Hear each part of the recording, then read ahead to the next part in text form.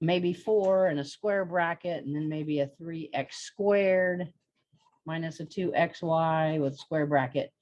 All right, and they want you to evaluate this when x equals 2 and y equals 3. All right, you've done problems like this, and what is going to happen is they're just going to be a little bit longer. In the pre-calc book, they're going to be a little bit harder than they were because you did it in algebra 1 and they were kind of easy, and then you went to algebra 2 and the problems got a little bit more challenging. This one's not overly challenging. All right, first step, I'm going to replace the variables with what they equal. So the 4 square bracket stays.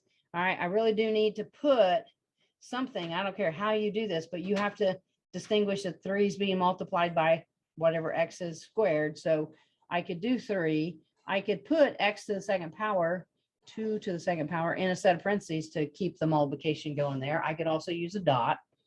All right. Same thing with this 2xy. It's 3 numbers that's being multiplied together. So I've got to separate it somehow. Plug in the 2 for the x, plug in the 3 for the y. All right. So it's a matter of, at this point, order of operations. All right. And you can do more than one thing in a problem. Okay. This is inside that set of parentheses is an exponent. So that's going to be what? 4 times 3 is 12 right here. So you ought to be able to keep your 4. You ought to be able to put a 12 right there. Now on the same line, can you go ahead and multiply these 3 numbers out? Should be able to.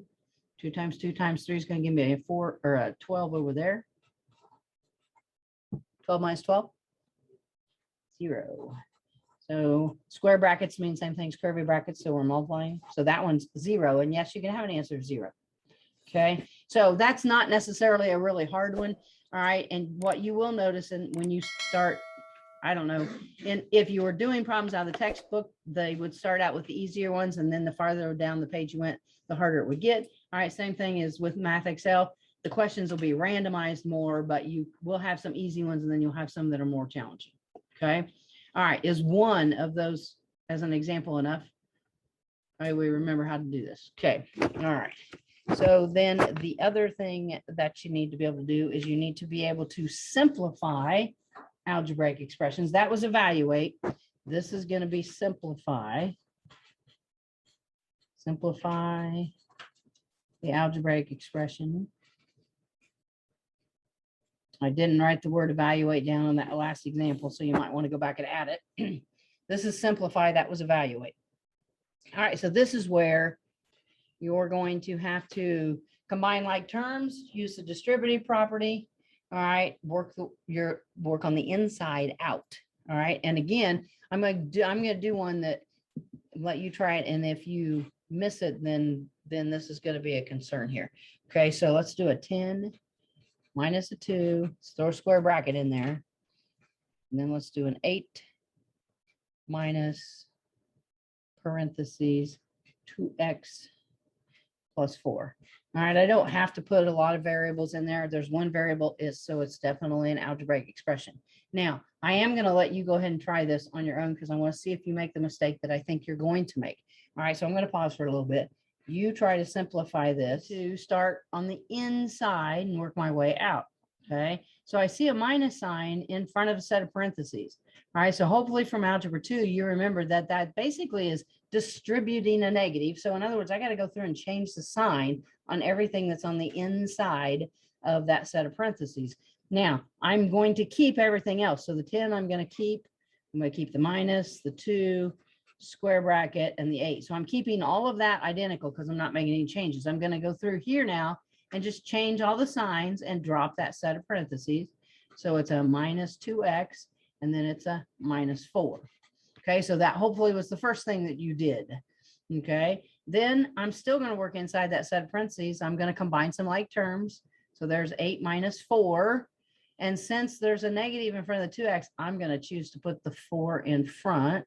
Okay, so I'm going to keep my 10 and the minus and the 2. 8 minus that 4 is going to give me a 4. And since, like I said, I'm putting that first, since I've got a minus 2x to follow that. Okay, now this is generally where the mistake comes in. All right, so you could be right up to that point, but then a lot of people want to take 10 minus 2 and put an 8 down. Okay, because it's sitting out in front, right? And it's little numbers, and it's like, why not? I can take 8 minus 2. However, you got to follow your like order of operations type things. This is a square bracket, just like curvy brackets. This is a 2. I have to distribute the 2 first. All right, I have to distribute that 2 first. All right, so the 10 is going to come down. A -2, don't forget that's -2 times the 4 is going to be a -8. All right, and then a negative times negative there is going to be a positive 4x.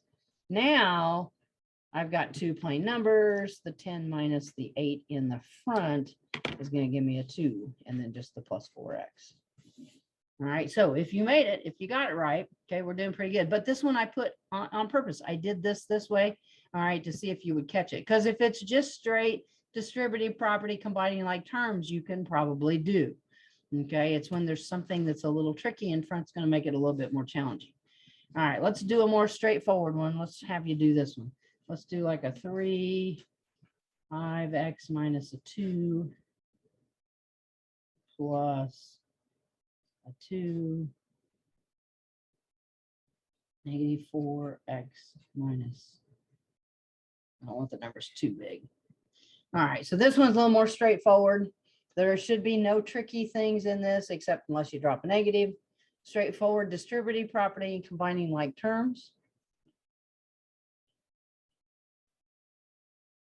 Try that a minute. I'll give you a second and then I'll put the answer up. Okay, a lot of pencils have stopped.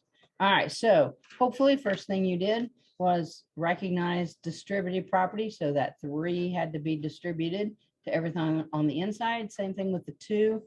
The 2 had to be distributed. Of course, I do the little arrows. You don't have to do that. All right, it's just kind of to help you memorize what you're doing. 3 times 5 is going to be a 15x right there. 3 times the -2 is going to give you a -6 right there. It's a plus, so I can do it a variety of different ways. I could go ahead and put a plus down if I wanted. And then 2 times a -4 gives me -8. I wouldn't have had to have went plus -8. I could have just wrote -8x, same thing. All right, 2 times the -5 there, -10. Okay, we're not going to let me screw up here. All right, combine some like terms. So putting those two together, 7x. And then putting the -6 and the -10 together, -16. Okay, so we maybe got this one right, even if we didn't get this one right. Okay, they're going to ask you to do several of these. Okay, so anything with an algebraic expression at this point, you should be able to do. So you got to be able to simplify, which is what we were doing here. And on this one, we were evaluating. Okay, so I didn't write that down to begin with, and I probably should have. All right, we were evaluating. When you evaluate, you get a numerical answer for the most part. All right, and when I simplify, I get answers that look like algebraic expressions. All right, so that should all be reviewed.